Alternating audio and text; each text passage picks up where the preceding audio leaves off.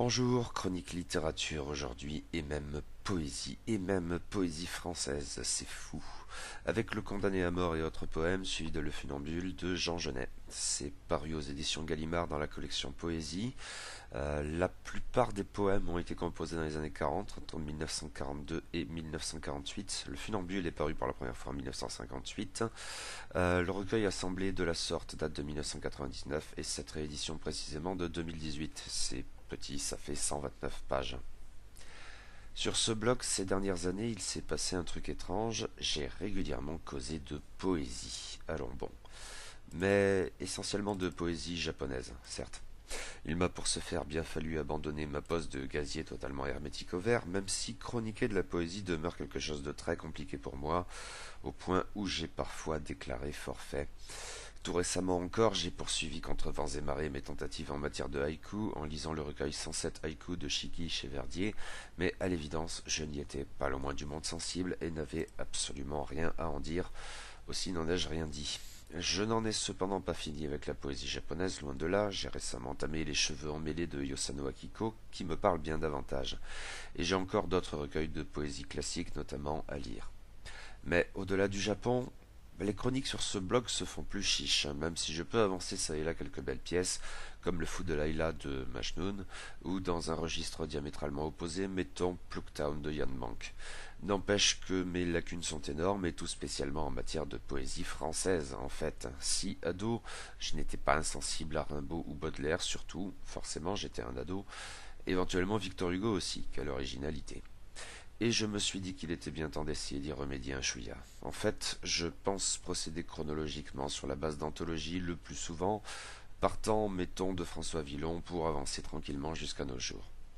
Mais les anomalies chronologiques, des fois c'est bien, et tombant sur ce recueil de Jean Genet, je me suis dit que je pouvais aussi bien commencer par là. Ceci même si, ou justement parce que je ne savais pas grand-chose de Jean Genet pour ne l'avoir jamais lu. Bon, j'avais quelques très vagues aperçus de sa vie, je savais du moins qu'il était homosexuel et qu'il avait multiplié les séjours en prison pour des délits de droit commun. Quelques titres de ses œuvres majeures ne m'étaient pas totalement inconnus, Notre-Dame des Fleurs en tête, mais aussi Le Présent, Le Condamné à mort, si c'est un titre davantage passe-partout, ce genre de choses, mais guère plus. Quelques citations pourtant, car sans le savoir, ce fameux quatrain du condamné à mort, je le connaissais bien avant d'entamer la lecture de ce recueil. Page 18.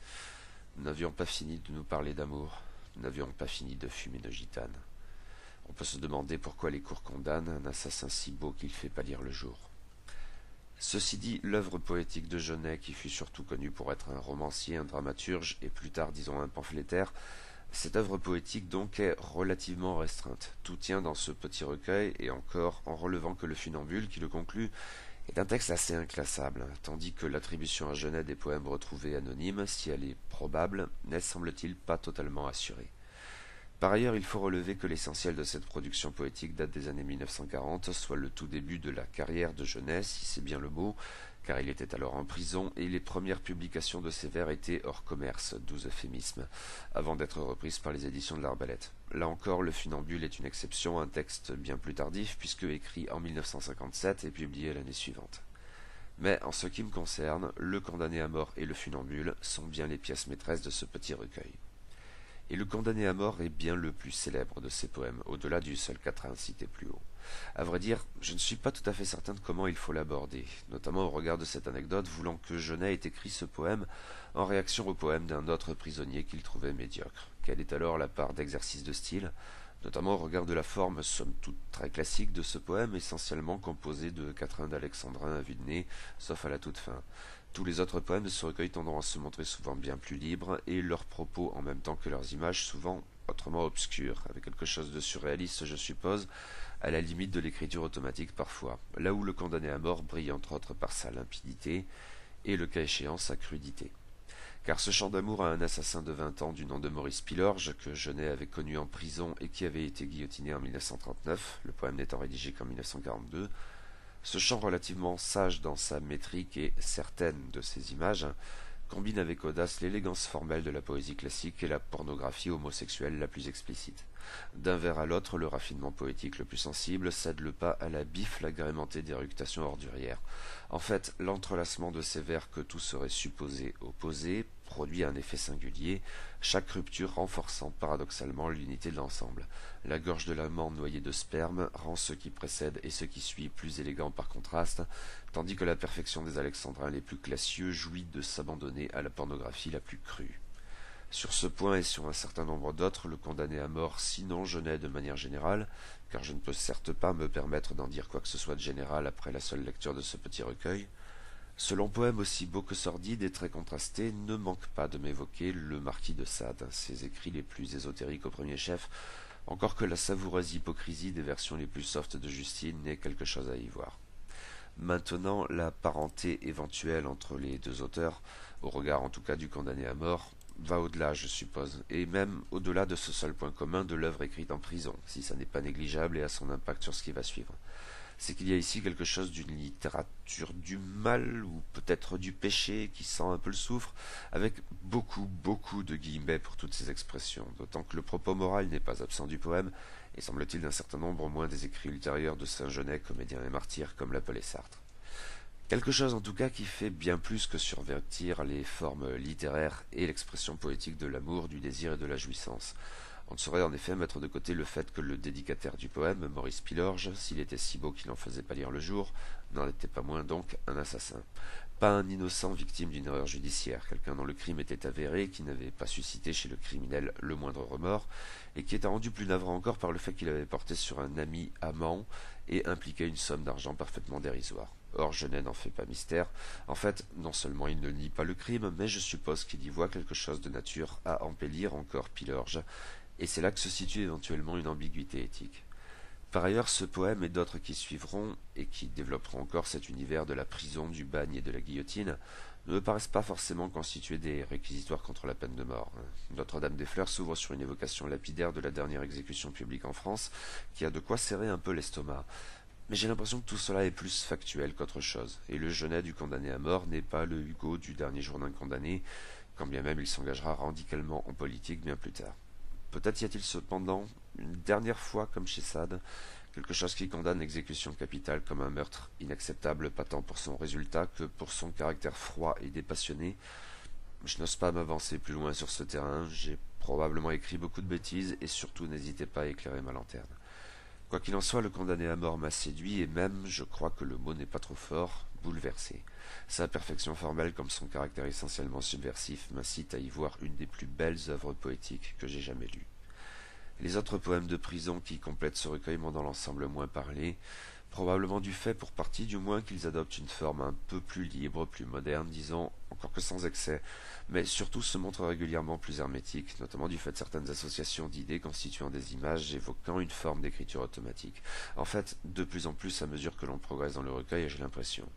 Marche funèbre et la galère m'ont beaucoup plu, qui poursuivent assez clairement sur la lignée du condamné à mort, jusque dans la référence affichée à Maurice Pilorge parfois, tout en témoignant d'évolutions marquées.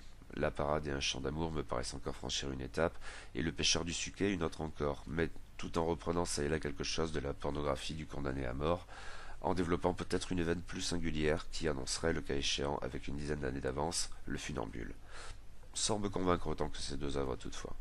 Je dois avouer cependant avoir été totalement insensible aux poèmes retrouvés, des pièces généralement brèves, et qui jouent éventuellement avec la typographie sur un mode un peu trop obscur pour vraiment me parler.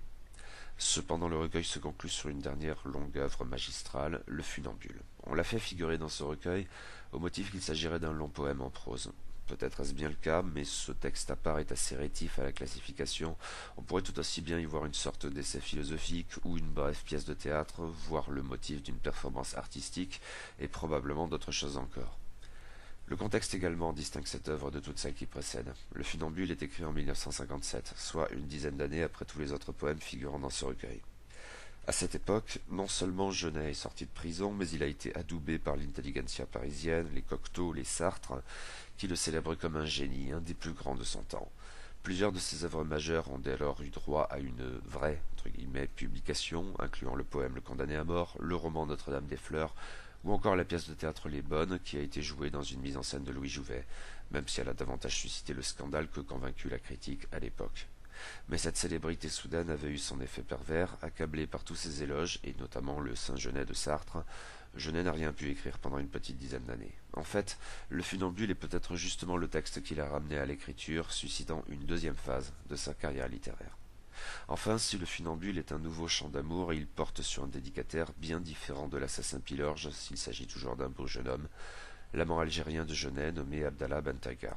Le couple a beaucoup voyagé à travers toute l'Europe à l'époque, éventuellement contraint et forcé car Genet avait incité son amant à déserter alors que la conscription devait l'amener à se battre en Afrique du Nord française, et Genet avait des ambitions pour Abdallah, en faire un immense funambule. Abdallah était, semble-t-il, déjà un artiste de cirque, mais pas forcément dans cet exercice particulier, et cette ambition était clairement celle de Genet, qui lui payait les meilleurs professeurs et songeait à des spectacles uniques qu'il concevrait de bout en bout. Hélas, cet apprentissage s'est révélé douloureux.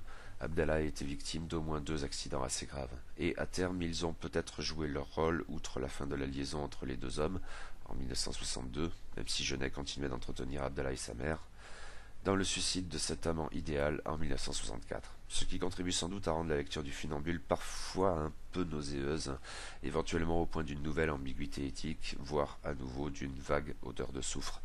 A posteriori certes, mais le tragique événement ne serait semble-t-il pas sans affecter Genet qui n'écrirait dès lors plus de fiction ou de pièces de théâtre jusqu'à sa mort. Ceci dit, tout cela n'aura lieu que bien plus tard. Quand Genet écrit Le Funambule en 1957, sa liaison avec Abdallah est toute fraîche, entamée seulement l'année précédente, et le couple a encore 5 années de vie commune et de voyage devant lui. Le texte de Genet n'en est à vrai dire que plus programmatique. À vrai dire, on pourrait être tenté d'y voir une sorte de discours motivationnel si cette expression ne renvoyait pas illico aux pires abominations que l'on commet sous l'intitulé développement personnel. Genet est de toute évidence bien au-dessus de tout cela, fond et forme, au point où ce qualificatif est quelque chose d'insultant. Et cependant, il y en a bien quelque chose dans Le Funambule, je crois. À ceci près que ce long poème en prose, si l'on tient à l'envisager de la sorte, procède selon une logique de rupture qui peut renvoyer au condamné à mort. L'injonction artistique comme éthique, à dimension spectaculaire dans les deux cas, si j'ose dire, est contrebalancée ou plutôt étrangement complétée par un discours davantage nihiliste, parfois à la limite du pamphlet. Il apparaît en tout cas clairement que dans le propos de Genet, l'accident et la mort sont partie intégrante du spectacle, voire le fondent. Et en cela, assez logiquement, pour le coup, le discours du funambule dépasse sans doute le seul cas du jeune fil de ferriste qui, si j'ose dire là encore, le motive. Il en découle en fait un contenu allégorique marqué qui interroge aussi bien la vie que l'art, à supposer que les deux doivent être distingués de manière autrement générale. Et l'ensemble est absolument parfait. L'élégance des tournures comme la splendide et spectaculaire profondeur et acuité des images produisent un texte à nouveau bouleversant et d'une intense beauté. Le condamné à mort et le funambule sont bien à mes yeux les pièces maîtresses de ce recueil. À eux seuls, ces deux textes, assez longs, bien plus que tous les autres, suffisent à en justifier la lecture. Et le reste vaut le coup d'œil, avec une réserve toute personnelle pour les poèmes retrouvés. C'est un livre magnifique et il était bien temps que je le lise. Et il serait sans doute bien temps de lire désormais d'autres écrits de Jean Genet, en commençant probablement par le roman Notre-Dame des Fleurs. Chroniquer de la poésie demeure un exercice particulièrement compliqué pour moi et j'ai probablement écrit pas mal de bêtises. Surtout, n'hésitez pas à me reprendre quand c'est le cas.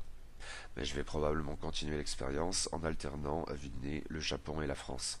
Aussi ma prochaine chronique poétique portera-t-elle sans doute sur les cheveux emmêlés de Yosano Akiko, un de ces jours donc.